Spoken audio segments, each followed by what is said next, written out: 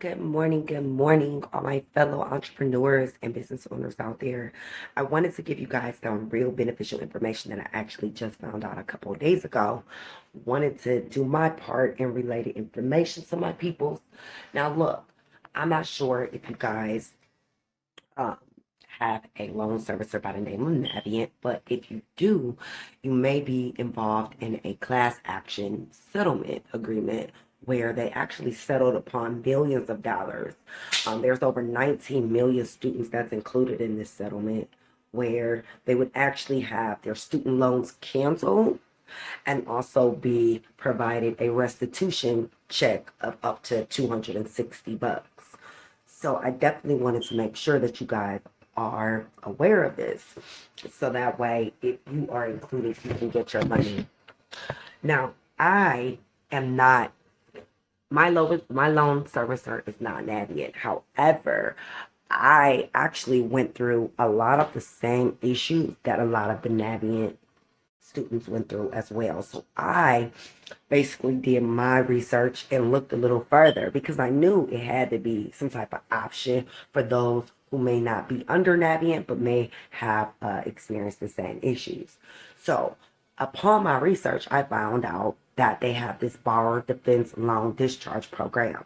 So it's for everybody else who may have dealt with this same issue, but maybe be going through a different servicer, like myself. I actually go through Nailnet, okay, for my student loan repayment. And I've been with them like well over 12, about 11 years.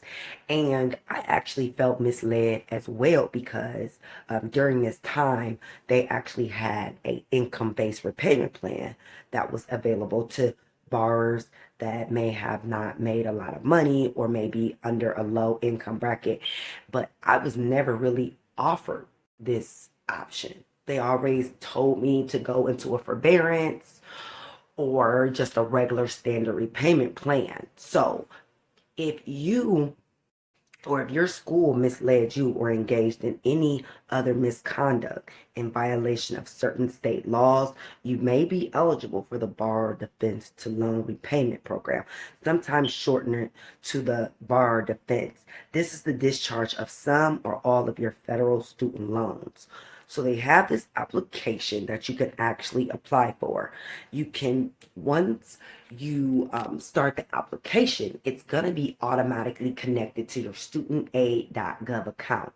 Under your studentaid.gov account, that's where it shows all of the loans that you've ever received. Okay, all of your federal student loans. So you're going to be able to see instantly whether you're eligible for certain schools or whether you aren't. Okay, so I'm going to actually take you through the application so I can show you guys exactly how to check and see if a certain school is eligible. And then that way you can go ahead and submit your application and you can see if you can get your loans discharged as well. Remember, this is for people who may have felt misled by their loan servicer, like I did, Nailnet. But the application is going to show you if that school, if you're eligible. And they're going to know by whether you were ever in like a forbearance for a long period of time or for a certain period of time. Because forbearances aren't good. And I didn't know for 10 years that a forbearance was not what I needed to be on. I thought based on my school advice that I should have been under the forbearance, but it actually quadruples your interest and it makes you have to pay way more money to the school, which is scamming, honestly, because if there's a program that is a better fit for you, that's the program that they should have offered you. But in my case, they didn't. And I'm sure there's a lot of others out there that didn't as well. So let's get started. Right here, you can see the apply button for the Borrower Defense Program. Under that, you see the manage my application. So once you apply for it, you can actually come back here and you can click on the manage application so that you can check the status of your application once it's been submitted. So let's get started. The only thing that you're going to need to apply for this is your studentaid.gov login information. So back when you were in school or doing your financial aid, you should have your login information for this. This is where you would have came for your entrance and exit counseling or to sign your promissory note after you've done your FAFSA. So I'm pretty sure you have access to your login information, okay? So make sure you gather that login information for your studentaid.gov account. And once you have that, we can actually proceed with the application. So assuming that you have that, we're going to go ahead and hit apply. Once you hit apply, it's going to prompt you to log into your federal student aid account, which is awesome because it's going to automatically bring up all of your student loans that you've ever received, and it's going to let us know whether that school is eligible for this borrower defense program. So let's go ahead and log in. So if you hit log in here, it's going to bring you to the page where you're going to log in with your FSA ID username and your password. Myself, I've done it a million times. I always go into my things, so it's already saved into my phone. So I'm going to go ahead and log into my account here. Before starting, you want to make sure that you read this entire thing. It just basically talks about the computer systems and different things of that nature. So once you read all of that, you're going to accept or decline that. And then it's going to prompt you to go ahead and log in. Once you're logged in, you're going to have your instructions pop up. So we want to make sure that we read this entire instructions because it tells you basically what could make you eligible to be approved and what things will not make you eligible to be approved. So to make a long story short, because it's very important that you read all of this, but I'm not. There are other kind of experiences that may leave a student dissatisfied with their educational experiences. However, these experiences do not make a borrower eligible for the federal student loan relief under the borrower defense to repayment provision. Examples of such experiences that would likely not make a borrower eligible for the relief includes, but are not limited to, if your dissatisfaction with the school's program or classes, the grades that you may have received, the teaching skills the teacher may have. If you're, disappointed with the school's housing facilities or the on-campus parking or the school's athletic department or the athletic teams, all of those type of things are not going to make you eligible under this program, okay? You cannot not just pay student loans because you weren't happy with how the school graded you or different things of that nature. This is only for like if you were misled into certain repayment plans that wasn't, good for you. And again, they're going to tell us whether that school is eligible anyway. So, you want to make sure you read this to this entirety to make sure that you're not trying to apply just because of things that may not even be included in this approval process. So once you read all of this, and if you do believe you are eligible for the borrower defense to repayment relief program, then you can go ahead and hit the blue continue button to continue. So we're going to go ahead and continue, and it's going to take us to step 1 of the process. Okay, so step 1 is just going to be a review of all of your personal information. I don't want to show my personal information, but it's just pretty much a review. Now, again, this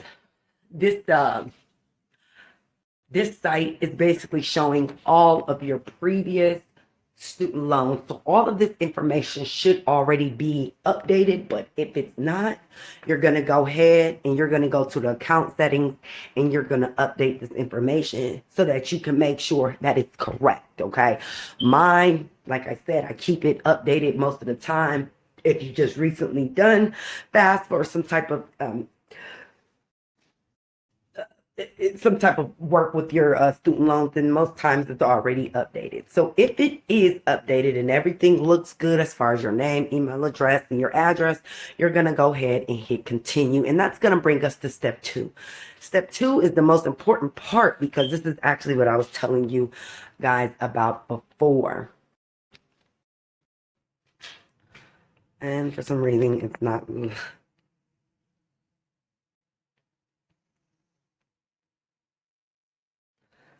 Just give me a moment. I'm trying to get it up to go over to step 2, but it's not allowing me to go over to step 2. Okay, there we go. All right, so now this is step 2, the school information. Like I told you, this is going to show all of the schools that you ever went to and you may owe under the student loans. So under step 2, you can see I have quite a few schools here. And they're going to tell you whether the schools, if you're eligible possibly, or if you aren't eligible. Okay, so we're going to just click the first school on here because I want to show you what it looks like when you're eligible and what it looks like when the school isn't eligible. So the first school that comes up on my list is Stark State College. If I go down to view details, it's going to show me the two loans that I have under that school. Please keep in mind that only 2 schools are eligible to be attached to each application. So although these 2 loans are, although it's 2 loans here, both of these loans are under one school. You can see the little check box up here in the corner. That's going to select that school and all of the loans that's attached to that school. Okay, so this is still just considered one school attached to my application if I select that box. So if you look here, I have 2 loans, and if you see, the loans were from 2013. And it says my eligibility. I am eligible for both of those loans, one for $4,900 and one for $4,100, right? Good shit. Now, under that, it shows the loan status being in forbearance. Being in forbearance is what is qualifying me for that eligible status, okay? Because being in forbearance is not good. And, that's kind of like why Navient was brought up on these charges, because they were forcing a lot of borrowers to be in forbearance rather than IBR, which is the income-based repayment plan. That's what most people are, get on based on their income so that they can comfortably afford to pay back their student loans. Now, forbearance, it's going to triple your interest that's due to the school. So it's actually them getting over trying to get more money from the borrowers. So as you can see here, under Stark State, I had 2 loans, and both of those loans, I was under forbearance, right? So you better know I definitely clicked that school to go on with the application because that's not right, okay? So if you keep going down, next school, University of Akron. So if I go under view details, it's going to show 2 loans under there. One for $5,300 and one for $3,030. Both of them in which were under forbearance, and they're both eligible. So I could go ahead and click that one as well. Now, like I said, only 2 schools is eligible to be attached to one application. So that will be the only 2 that I can attach to this application. But I'm just going to go down a little further just so I can show you guys, the other schools. So under University of Phoenix, it says, it looks like you may not meet the statute of limitations for this case. Okay, so if I hit view details, it says that, okay, I have a Stafford loan that was back in 2009. That was in forbearance. However, it's ineligible. So I'm not going to click that one, of course, because it says I'm ineligible. And then if I go down further, it says this one is ineligible because the status is canceled. This one ineligible because the status is canceled. So I don't have anything to worry about going under the University of Phoenix because it's not eligible. Now, under Akron Institute of Herzing University, if I click that, it's going to bring up 1, 2, 3, 4, 5, 6, 7 different loans. All of these loans in which are eligible because they were all under forbearance on these dates back in 2008 and 2007. And if I want to include these in this case, which of course I do, I'm going to go ahead and click the button up in the corner, but it's not going to allow me. Why? Because I already have 2 schools up here already attached.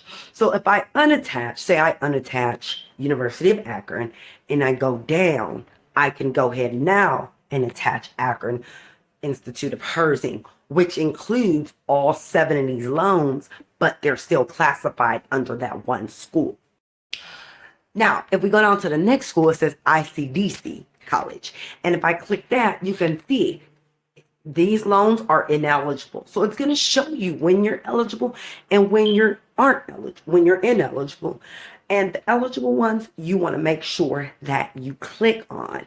So based on this application that I'm doing here with you guys now, it shows that I clicked on Start State. I'm doing that pack of loans with that school, and then I'm doing the Akron Institute Herzing University. I'm doing this pack of loans. Okay, so now that I have my 2 schools selected that I want to attach to this application, now I could go ahead and scroll to the bottom and hit continue. Now that we have our schools attached. Now it's going to bring us here. It's going to ask us some questions about each of the schools that we attach to the application. So it says, tell us about your enrollment at Start State College. They want to know the program that I was in, the credentials that I should have been receiving, whether it's associate's or a bachelor's degree, your current enrollment status, so whether you never attended, whether you attended, whether you transferred out, whether you are still at a full-time status, whatever. If you withdrew, whatever your status is, you're gonna put that there. And then program enrollment period, so you're gonna put the dates, just the roundabout date of when you started that school and when you left that school. Okay.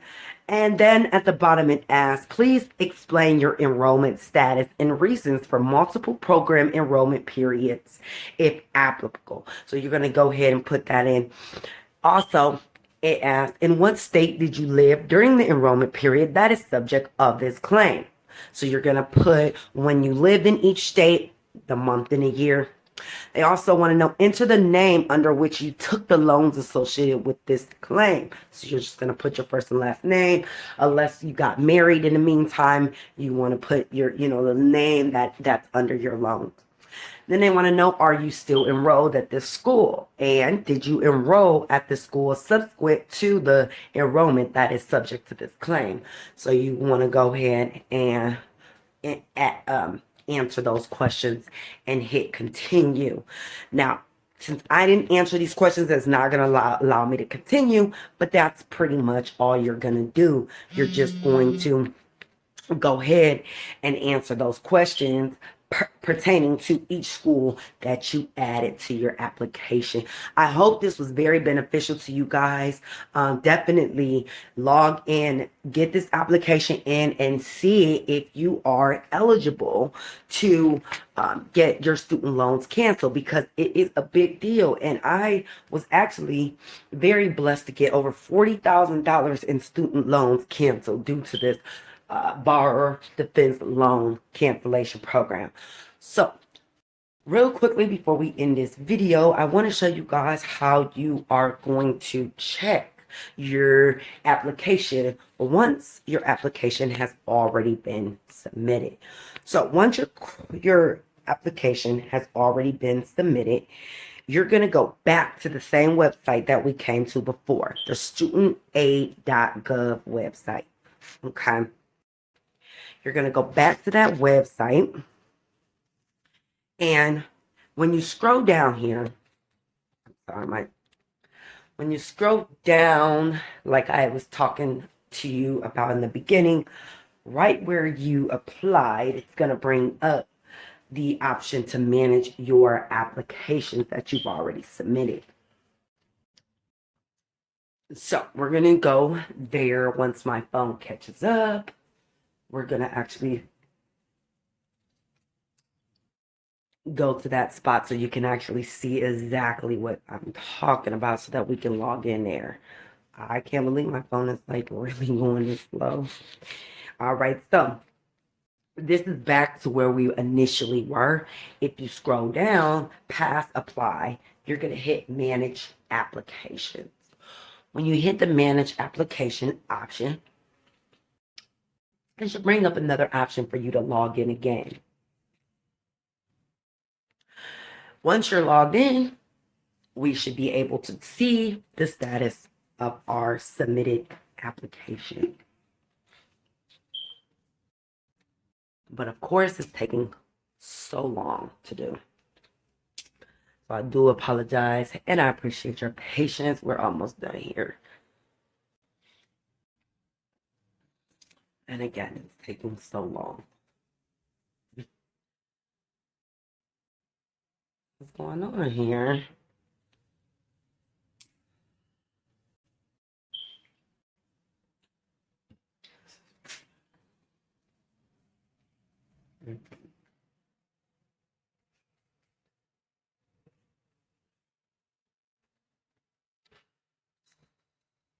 I'm not sure what's going on with this, but it seems like it's taking so long to log into. But it should basically bring up your application that you've already submitted over for this program. But of course, it's taking forever.